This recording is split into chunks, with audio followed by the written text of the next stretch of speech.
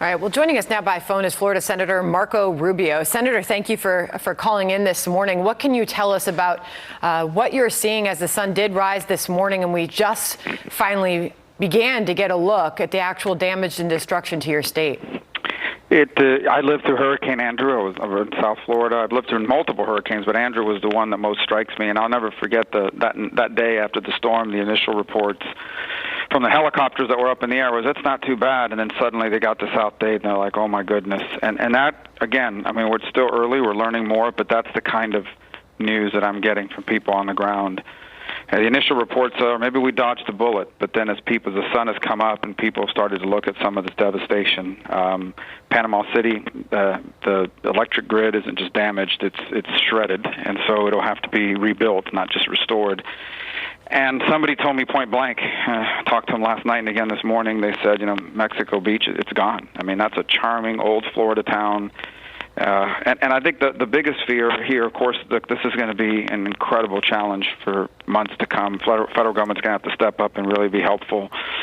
But this is the kind of event that could change the characteristic of a community. I mean, fundamentally change it and take a decade to recover if it's not done appropriately. So I think this just turned out to be as bad as we thought it was going to be, and potentially worse. We'll learn more throughout the day. And what we know for sure is there's a lot of lives right now that have been disrupted in ways that are going to be very difficult to rebuild, and we have a lot of work ahead. I'm headed to the FEMA headquarters in a few minutes, and then I'll be headed to Northwest Florida. And obviously, I hope my early assessment is wrong. I fear I'm not. We're looking at video while you're speaking, Senator Rubio, and it is just awful, some of these pictures, down to obviously the downed electrical lines and trees causing a lot of damage and still poses a threat to those in the area. What are you asking for? What does your state need in terms of federal resources? Well, I think it's going to need a little bit of everything. I know, and I've been updating people on Twitter about sort of the federal resources that are on standby, what the Department of Defense is prepared to offer, and so forth. But right now, I think we're still in the search and rescue operation mission, and I think you're going to see more federal assets deployed in that effort to sort of identify, are there people trapped under some of this, are there lives that have been lost? And then the hard work begins. People talk about restoring power. Without power, you have no cell phone towers. You have no ability to sustain life over periods of time. You can't restore power into lines that are on the ground and feeding into water or other places. The minute you turn that power on, you could kill someone, you could start a fire, all kinds of things happen. So this is a very complicated thing that lies ahead, because it's not just a hurricane, it's the water damage left behind. You could have homes that are intact, they look intact, but the water damage is going to force that home to be demolished.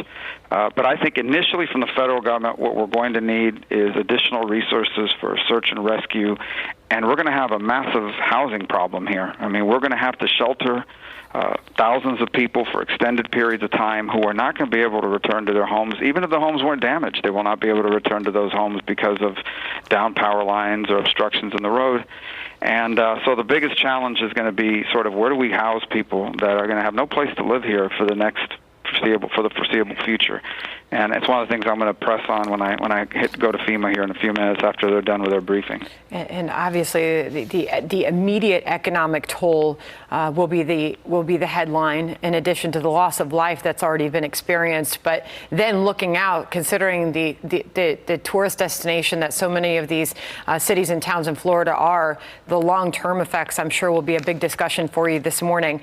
I have to ask you, Senator Rubio, while we have you, about this still missing Saudi journalist. It obviously was a big critic of the Saudi government. This is a big headline that your committee now, Congress, is stepping in. Congress is starting to take the lead on this, and you are a member of the Foreign Relations Committee who wants to know more. What are you asking for, and what does your committee want to know? Well, we have triggered under Global Magnitsky an investigation, and so that there'll be sanctions as a result of it. But this is going to go beyond sanctions. Look, I think it's important, to know what happened. We've read the same clues everybody else has. Obviously, I'm privy to some additional information which I cannot share. We need to know what happened. But ultimately, let me just say this, and I'm not saying this is what happened, but we're going to learn it soon enough.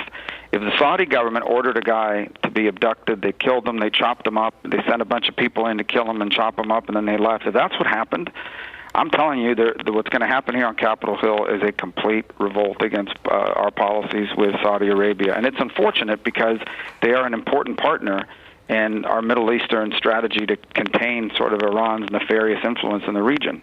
But if they have gone as far as to lure this guy into this consulate, kill him, cut his body up, and sent a crew here to do that, and then they left, if they're responsible for that, and I'm not saying they are, we're going to find out when the evidence is presented.